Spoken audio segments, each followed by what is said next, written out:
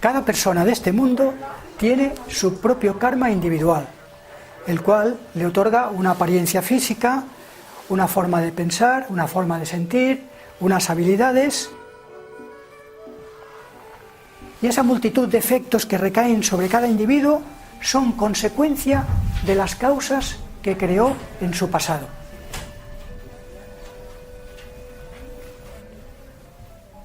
Seguramente también habréis oído hablar del karma grupal que recae sobre grupos de personas, aunque estas personas no se conozcan entre sí. Por ejemplo, cuando un grupo de alumnos de una escuela recibe un premio, también se habla de karma grupal. Otro concepto es el de karma nacional. Se refiere, como su nombre indica, al karma que recae sobre una nación. Por ejemplo, los Juegos Olímpicos de Tokio 2020 constituyen un karma nacional para Japón. A unos les gustará y a otros no, pero al margen de que les guste o no, se trata de un karma nacional, es decir, de un efecto que recae sobre ese país. También habréis oído hablar del karma oscuro y del karma brillante. Aunque, como ya sabéis, el karma no es oscuro ni brillante, es decir, no es bueno ni malo, sino neutral. Luego, también se habla del no karma, pero no se trata de un tipo de karma, sino que hace referencia a cómo liberarse del karma, para salir de la rueda del samsara. Pero eso lo veremos en otra clase. Luego hay otros tipos de karma menos conocidos, como el karma sanchita. El karma sanchita hace referencia a todo el karma pendiente. Se dice que cuando un alma desencarna es llevada ante el tribunal kármico, donde se le evalúa su nivel de consciencia y también se le asigna un nuevo cuerpo para la próxima reencarnación. Antes de que la persona reencarne, ya se sabe en qué cuerpo y en qué familia lo hará. Luego, en el momento de la fecundación, cuando el gameto femenino se une con el gameto masculino, al nuevo ser se le inyectará el karma sanchita. Otro momento importante en el proceso de la reencarnación es cuando al nuevo ser le empieza a latir el corazón.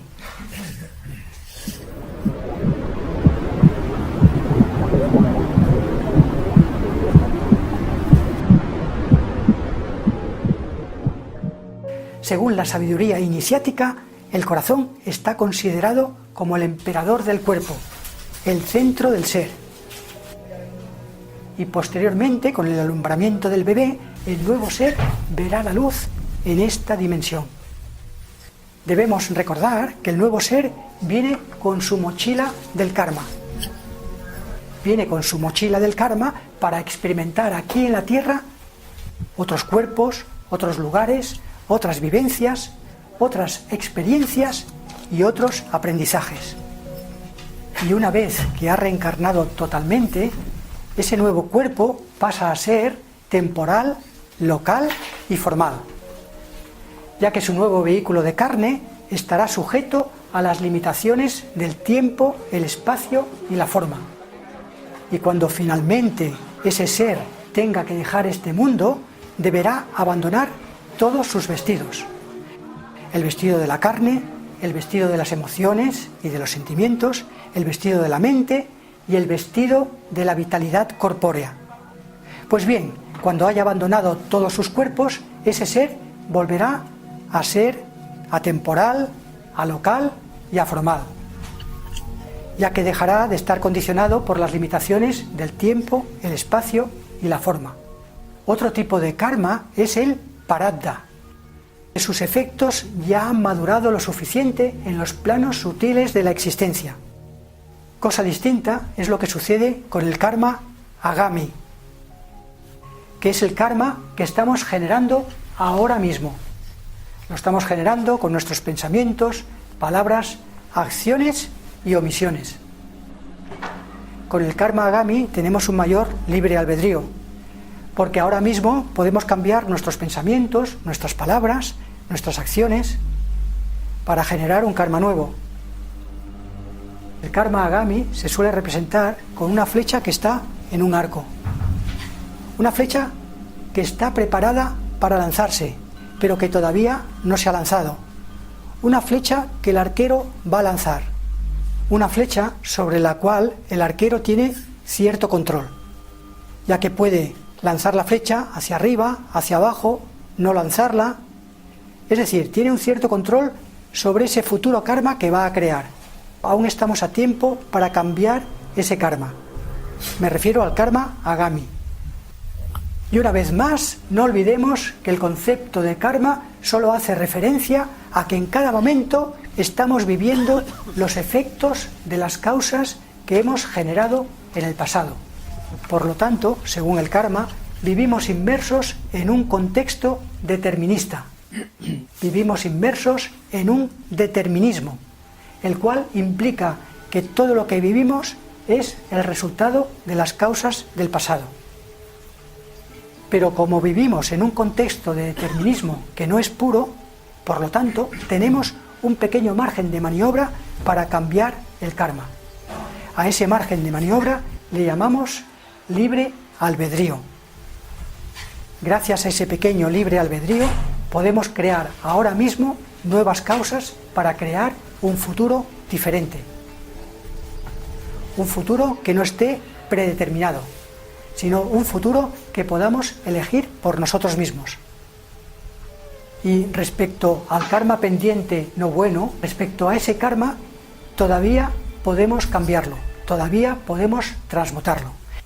Y para ello tenemos prácticas como el ritual de la llama violeta. También el viejo arte hawaiano o Ponopono. Y muchas técnicas más que nos pueden ayudar a transmutar el karma. Claro, sin olvidarnos de lo esencial. Lo esencial es perdonarnos a nosotros mismos por todo. Y perdonar a todo el mundo por todo. Por todo lo que haya sucedido, por muy duro que haya sido. Para profundizar en el tema del perdón, podéis leer el libro Todos los corazones son uno. Es un libro que constituye un tratado del perdón. Sobre todo, es importante que tomemos conciencia de que cuando la gente nos hace daño, en realidad lo hace sin saber lo que está haciendo. Lo hace por falta de luz, que es lo mismo que decir por falta de conciencia. Y eso mismo es aplicable a cuando nosotros nos hacemos daño a nosotros mismos. Porque si no hay conciencia, se actúa de forma dormida, se obra con dormidez. Si no hay conciencia, en realidad no hay libre albedrío. Para que haya libre albedrío, tiene que haber conciencia. Respecto al libre albedrío, debemos tener en cuenta que solo existe libre albedrío cuando actuamos como agentes conscientes, en vez de comportarnos como pacientes dormidos. Si nos comportamos como pacientes dormidos, quiere decir que nos mantenemos pasivos, a la espera. Paciente quiere decir eso, quiere decir esperar, a la espera de lo que el karma tenga destinado para nosotros. En cambio, si actuamos como agentes conscientes, quiere decir que decidimos producir causas nuevas para crear unos efectos diferentes. Como decían algunos indios de América, dentro de cada uno de nosotros hay una batalla entre un lobo bueno y un lobo malo. Y el lobo que gana siempre es el lobo que alimentamos. El lobo malo, según la sabiduría iniciática, representa al ego, a la falsa identidad del yo. Y el lobo bueno representa al ser. Ejercitar el libre albedrío, siendo agentes conscientes, implica emprender acciones para que en nuestra vida actúe siempre el lobo bueno. El lobo bueno es el ser, la conciencia. La conciencia puede estar más despierta o más dormida. El lobo malo tiene la conciencia dormida y quien actúa es su ego. En cambio, el lobo bueno tiene su conciencia más despierta, por lo que sus acciones están más determinadas por el ser. tenemos que pensar que la consciencia es como el obturador de una cámara fotográfica, con el que abrimos y cerramos el objetivo, para así regular la entrada de luz. Si el obturador está abierto del todo, entonces entra toda la luz. Si el obturador está cerrado del todo, entonces no entra la luz. Así pues, una consciencia despierta es como un obturador abierto. Y una consciencia dormida es como un obturador cerrado. El lobo malo tiene su obturador cerrado y vive en la oscuridad, mientras que el lobo bueno tiene su obturador abierto, por lo que vive iluminado por el ser. Pero debemos tener en cuenta que mientras estamos encarnados, el obturador de la consciencia nunca se abre del todo, al menos de manera permanente. Respecto al libre albedrío, hay una relación directa entre la apertura de la consciencia y el libre albedrío. Eso quiere decir que si la consciencia aumenta, si se abre más el obturador, entonces el libre albedrío también aumenta. Y si la consciencia disminuye, si se cierra más el obturador, entonces el libre albedrío también disminuye. Por lo tanto, si la mente está muy centrada en el ego, lo cual implica que la consciencia está muy dormida, con el obturador muy cerrado, entonces en ese caso no habrá libre albedrío. Esa falta de libre albedrío la encontramos en todas las adicciones, ya que las personas adictas a la comida, al alcohol, a la droga, al sexo y a otras adicciones, no son libres. No son libres, sino que viven como esclavas, casi sin libre albedrío, con una vida predeterminada. En esos casos casi no hay libre albedrío, ya que la adicción se apodera de la vida de los adictos. Sin embargo, sabemos de personas que se han rehabilitado y que han vuelto a llevar una vida normal, con una mayor capacidad para dirigir sus vidas, con mayor libre albedrío. Y al igual que en las adicciones, todos aquellos estados mentales que están sujetos a pautas repetitivas, como en los casos de obsesiones, celopatías, hipocondrías, trastornos de ansiedad, trastornos de depresión, trastornos psicóticos. Todos esos estados también implican una significativa merma del libre albedrío. En cambio, todos aquellos estados mentales que conducen a una vida plena, todos esos estados mentales de mayor lucidez, llevan a un aumento significativo del libre albedrío. Por lo tanto, si hay inconsciencia, no puede haber libre albedrío, hasta que empiece a abrirse un poco más el obturador de la consciencia. Como decía antes, si nos referimos a crear nuevos efectos, el libre albedrío, aunque es pequeño, en realidad es bastante grande en relación al cambio que podemos hacer, ya que podemos crear ahora mismo nuevas causas con la finalidad de crear el futuro que deseamos. He visto cambios sorprendentes en algunas personas, y todo gracias al ejercitamiento del libre albedrío. Por ejemplo, conozco a un chico al que varios psiquiatras le diagnosticaron esquizofrenia agresiva. Y un buen día decidió dejar poco a poco la medicación antipsicótica, y probar diferentes maneras para erradicar por sí mismo la esquizofrenia, patología que, como sabéis, la medicina alopática la considera crónica e incurable. Ese chico, después de pasar por muchas peripecias, llegó a experimentar lo que se denomina la noche oscura del alma. Y un buen día despertó con su mente iluminada. Y ese día vio claramente cuál era la causa de su esquizofrenia. Y a partir de ese momento, la esquizofrenia desapareció de su vida. Y estoy hablando de un hecho que sucedió hace muchos años. Ese chico actualmente lleva una vida completamente normal.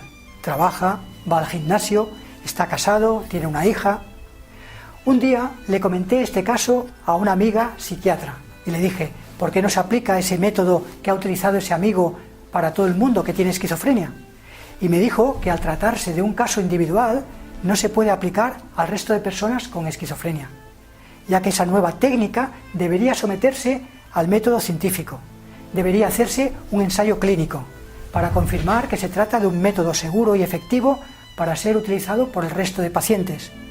Algo parecido sucedió con otro chico que conozco que tenía un trastorno mental grave. Estaba desahuciado por los médicos y él por sí mismo buscó una solución a su problema y se curó. Historias como estas son historias de héroes anónimos que se han curado a sí mismos gracias al ejercitamiento consciente del libre albedrío. He explicado estos casos, pero no puedo entrar en detalle de cómo lo hicieron, ya que lo que ellos hicieron no es válido para cualquier persona. En ambos casos buscaron la solución a sus problemas en su interior e idearon por sí mismos sus técnicas terapéuticas. Por lo tanto, vemos que aplicando el libre albedrío podemos cambiar el rumbo de nuestras vidas. Así pues, el determinismo existe, pero como no es un determinismo puro, tenemos un poco de libre albedrío para cambiar el rumbo de nuestras vidas.